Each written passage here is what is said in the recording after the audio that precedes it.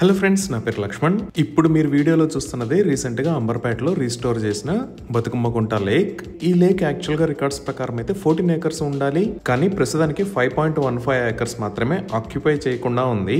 So ఈ 5.15 acres లో చెట్లను తొలగించి రీస్టోర్ చేశారు. ఈ లేక్ కు సంబంధించిన పనులు ఆల్మోస్ట్ కంప్లీట్ అయ్యాయి. ఇంకా ఇక్కడ చిన్న కమ్యూనిటీ హాల్ మరియు వాకింగ్ ట్రాక్ లాంటివి ప్లాన్ చేస్తున్నారు.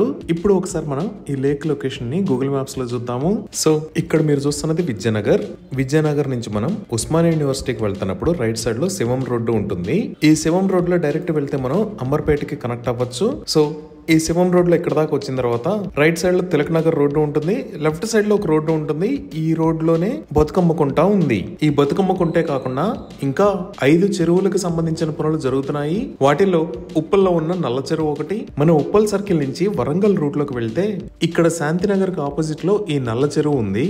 ఈ నల్ల చెరువులో కూడా రిస్టోరేషన్ కి సంబంధించిన పనులు స్టార్ట్ అయ్యాయి. నెక్స్ట్ మనం చూస్తున్నది సున్నం చెరువు. ఇది బోరబండ ఏరియాలో ఉంటుంది. బోరబండ ఏరియాలోంచి మనం అయ్యప్ప సొసైటీలో ఉన్న 100 ఫీట్ రోడ్డుకు వెళ్లేటప్పుడు లెఫ్ట్ సైడ్ లో ఈ సున్నం చెరువు ఉంటుంది. ఇక్కడ కూడా రిస్టోరేషన్ వర్క్స్ జరుగుతున్నాయి. ఇంకా ఇక్కడ మనం చూస్తున్నది తమ్మిడికుంట చెరువు. హైటెక్ సిటీలో ఎన్ కన్వెన్షన్ సెంటర్ కి బ్యాక్ సైడ్ లో ఉంటుంది. ఇక్కడ కూడా రిస్టోరేషన్ వర్క్స్ జరుగుతున్నాయి. నెక్స్ట్ మనం చూస్తున్నది ఇక్కడ ఉన్న కోకట్పల్లి లేక్.